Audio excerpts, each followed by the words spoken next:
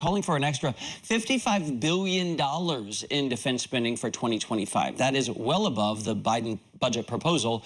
Senator Roger Wicker of Mississippi says aggressive, significant spending increases are necessary right now to deter threats from Russia, China, Iran, and beyond. So let's get into this. Joining me now is retired U.S. Army Lieutenant Colonel Daniel Davis. It's been a while, Colonel. I'm glad to see you here, senior fellow and military expert at Good to see you again, Chance. So let me read from the op-ed, sir, if you would. Quote, "We struggle to build and maintain ships. Our fighter jet fleet is dangerously small, and our military infrastructure is outdated. Meanwhile, America's adversaries are growing their militaries and getting more aggressive." Does he have a point? Are we falling behind certain countries like China? Well, you know, I think this really highlights that we have a huge, bloated, and wasteful Department of Defense, because when they talk about how China and Russia are growing, and Russia is like close to 6% of GDP now that they're in this war here, and China continues to grow. Here's the thing. We spend more than 50% more than those two countries combined. So they produced, you know, 2 air forces, 2 armies, 2 space forces, 2 missile forces, all of that. And we spend double that. And now then you're saying that we need to spend $50 billion more on top of that. What we don't need to do is just throw more money away. And when they talk about this and that we have to catch up, you need to be specific about what we're going to do and where this money is going to go and how it ties in to our national security strategy. And I think far more than what we need is just throw more cash on is to spend what we have a lot more effectively. All right, Kurt, actually, you just got me to where I wanted to go, because we always hear these fights about, you know, DOD says we don't need this certain plane, but they're going to make it anyway because certain members on committees that they want this to pass through, you know, that's in their district and what have you. So set that aside. We have the space race, deadly serious, we hear. Hypersonic weapons, perhaps. AI, I don't even know where that's going. That all takes a lot of money on top of the ships and the missiles and all this and that. Where would you invest? Well, yeah, and what we have to do is especially in light of this Russia-Ukraine war and where things are developing in the Indo-Pacific, we need to say, hey, do we have the right military for that? Or are we just trying to add on things from the Desert Storm military that we had that was so successful in the past or in 2003? And I think the evidence suggests, and from when I served in some of these modernization programs in the Army before I left active duty, I can tell you that we're still looking backwards and not forwards. And so we don't want to get rid of anything that we had. For example, we're still trying to have the same core division and brigade level type of Army formation that we had in World War II, for that matter. Even forget about Desert Storm alone.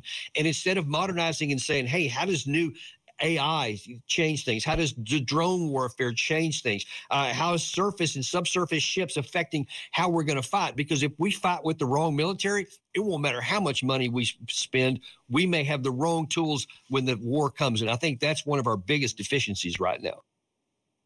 Okay, and then you have to get into the talent issue of, you know, do you have people who know AI, who want to go into the military, who want to develop these things, work on these things? You know, it's obviously really, really complex. You have Senator Wicker acknowledging there is a hill to climb here, as he put it. Could be pretty high. And, you know, you have some Republicans right now saying spending is way out of control. We're not adding $55 billion. Are we likely to invest more?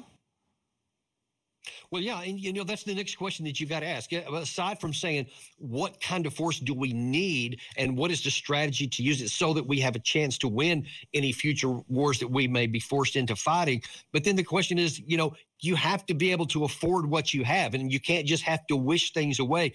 That's why it's not just a tough climb, but hard decisions have to be made, because you just can't do everything you want because you claim that the threat is high. You have to be able to afford it without bankrupting your country in the process. That's happened many times in history before. So it is crucial to be able to have a comprehensive strategic view of both where you want to go and the ways and means to get there. That's the bigger requirement. Well, so you have fought, you know the books. You're talking about the future. I would love you to help us get to a sweet spot here, Colonel, because the U.S. is now paying more to service our debt than we are spending on defense. I mean, we're spending more on interest from money we've, you know, borrowed and haven't paid back. than we are spending on our military. And so you consider everything you just laid out and the sustainability issue. What is the right number? Well, and it's hard to just pick a number out of thin air, but one of the things that you would have to do when you prioritize is to say what's important to America.